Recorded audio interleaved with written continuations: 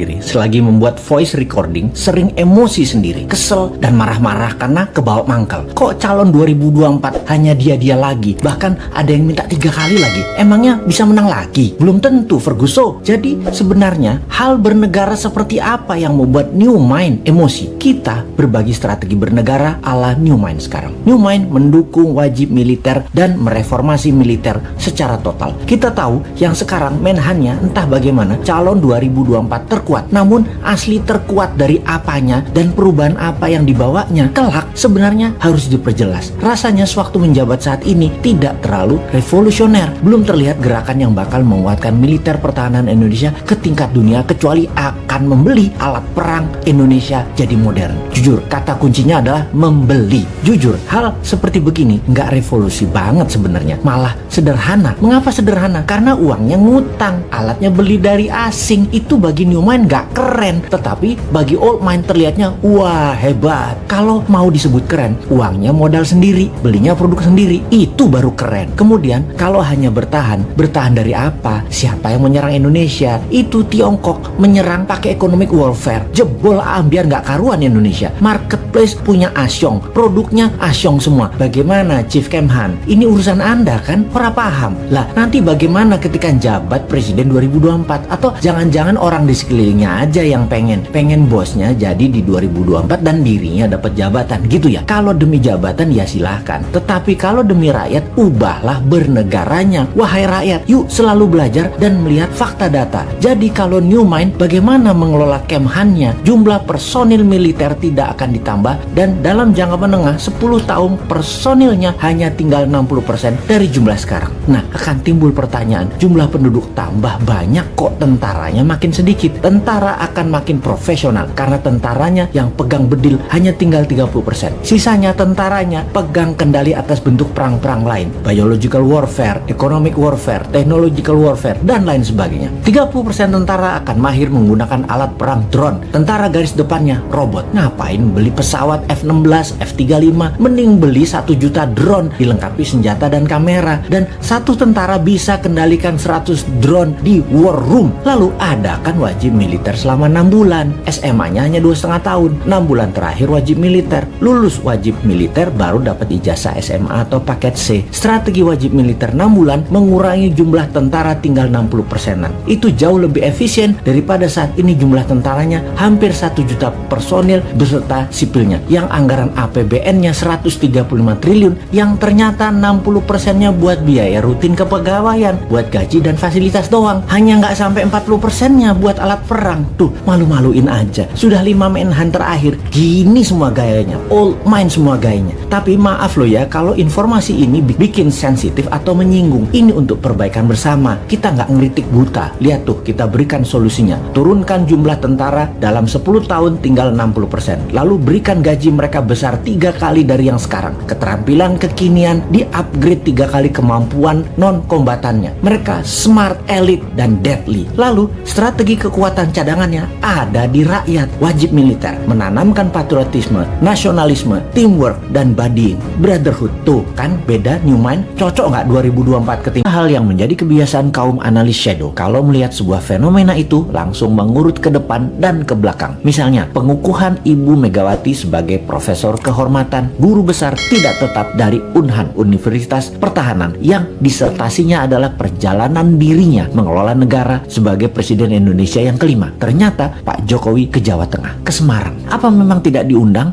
atau memang sudah ada jadwal yang padat? Namun kalau Bosman nih misalnya salah satu pejuangnya yang menjadikan dirinya Presiden Republik Sontoloyo misalnya adalah Deddy Corbuzier, di mana misalnya Deddy akan mendapatkan gelar profesor untuk 1000 podcast YouTube-nya yang selalu di atas 2 juta viewer per video YouTube tersebut dari Universitas Harvard. Saya pasti datanglah pada wisudanya. Apalagi dia Menteri Pemuda dan Olahraga Kabinet Sontoloyo. Juga Cak Lontong, Menteri Urusan Kebahagiaan. Kalau dapat gelar profesor ketawa mikir dari Universitas Indonesia misalnya, saya pasti hadir karena Cak Lontong misalnya sering ngeledekin Sontoloyo yang membuat rating Sontoloyo naik. Yang pasti masyarakat bahagia jadinya. Ya pasti akan hadirlah si Bosman ini. Rocky Gerung misalnya dapat gelar profesor akal sehat, juga Menteri Pendidikan dan Budaya akal sehat, pasti Bosman hadir. Namun di acara Ibu Megawati dikukuhkan sebagai profesor, mudah-mudahan memang Pak Jokowi tidak diundang. diundang, seperti Pak Ganjar nggak diundang di acara PDIP Semarang gitu ya.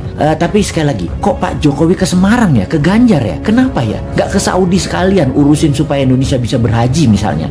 Gini nih yang bikin repot kalau menganalisa geopolitik dalam negeri. Banyak selamuran data alias data yang benar dan yang tidak benar, nggak tahu bedanya karena diselamurkan oleh tim siluman yang namanya buzzer. Kita lanjut bertanya, apa ini kode bahwa PDIP punya arah hanya Mbak Puan 2024, di mana PDIP tidak ingin jabatan presiden 3 kali, tetapi istana pengen 3 kali, atau kalau 2 kali kalau bisa Ganjar dan Gibran calonnya? Begitu ya, beda arah ini kayaknya istana dengan PDIP. Oke, paling aman gini nih, bikin 3 kali, Pak Jokowi presiden, Mbak Puan wakilnya. Wes, top markotop iki, menang pasti. Bagaimana dengan komentar ini? Bosman komisaris apa bos? Tapi sudahlah, bukan urusan kita juga ya, masih lama 2024 itu. Corona masih berkuasa saat ini. Lebih baik kita pertanyakan kok belum pasang war mood untuk virus corona dan mutasi-mutasinya tersebut. Masih pandemik pendekatannya, bukan war approach yang secara penanganannya kalau war approach yang dipakai beda banget dengan pendekatan pandemik.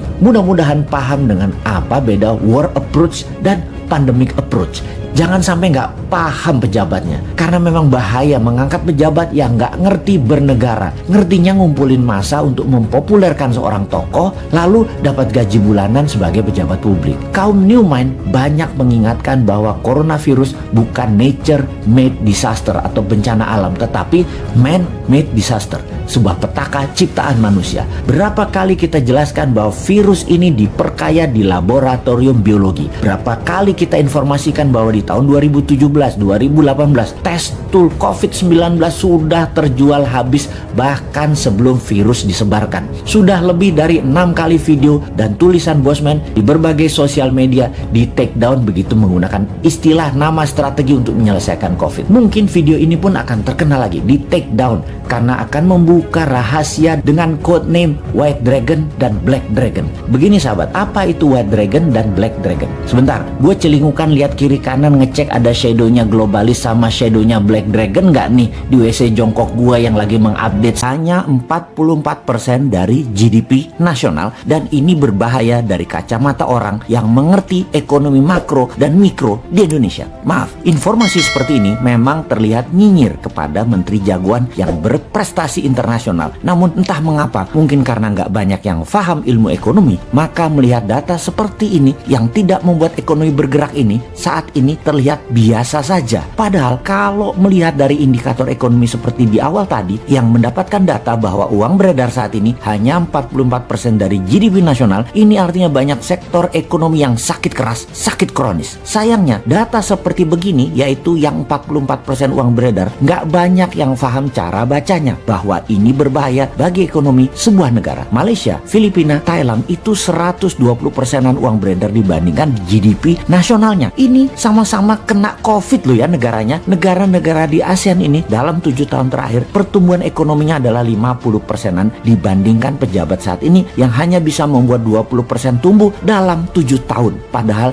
niat dan janji sucinya dulu 50%-an tumbuhnya dalam 7 tahun, karena setiap tahun katanya ekonomi harus tumbuh 7%. Dan kalau semua itu tercapai, tumbuhnya 50%-an. Ini harusnya ya 50%-an dalam 7 tahun. Ternyata tidak tercapai, hanya 20%. Dan untuk menutupi kegagalan tersebut, maka strategi yang dilakukan oleh yang katanya jago ekonomi dan keuangan negara tersebut yaitu menggunakan FDI, Foreign Direct Investment. Oke, bolehlah strateginya. Sekedar mengingatkan, di mana nanti para new mind kalau berkuasa beda strateginya. Pakai DDI, Domestic Direct Investment. Pakai kekuatan kita sendiri dalam negeri, anak bangsa. Saat ini oleh old mind, anak bangsa, kekuatan sendiri tidak dipercaya. Bahkan 4L sering mengatakan Indonesia belum mampu, jadi perlu orang Tiongkok. Heran ya, kok anak bangsa diejek tapi oleh fansnya nggak ada yang mencela atau yang kecewa. Oh lupa, punya pasukan buzzer yang selalu meluruskan hal yang bengkok dengan narasi. Bener deh, sangat jelas kalau strategi sekarang adalah cinta asing. Karena itu dipilih investasi FDI. Sekali lagi, namanya juga keputusan orang populer. Semua dilakukan terlihat benar lah. Sampai suatu hari piring kalian kosong, nggak ada lauk yang bisa dimakan. Baru Anda akan percaya ada masalah bernegara ekonominya. Tapi kita ini warga negara yang baik. Kita oke, setuju FDI. Coba sekarang kita kalkulasi strategi FDI itu. Setelah kita hitung FDI dana masuk dibagi jumlah penduduk Indonesia, ternyata di Indonesia hanya dapat $100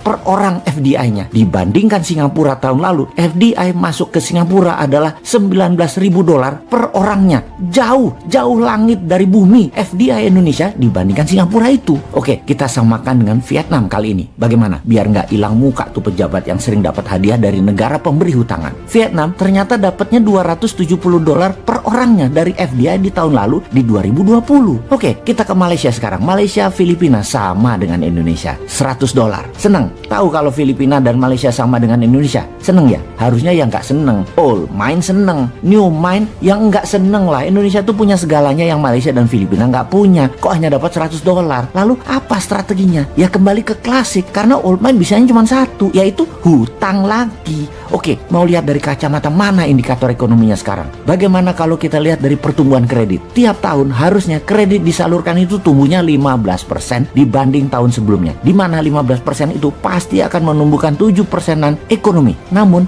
beberapa tahun belakangan ini kredit hanya 2-3% pertumbuhannya. Ya bagaimana ekonomi mau tumbuh 7%?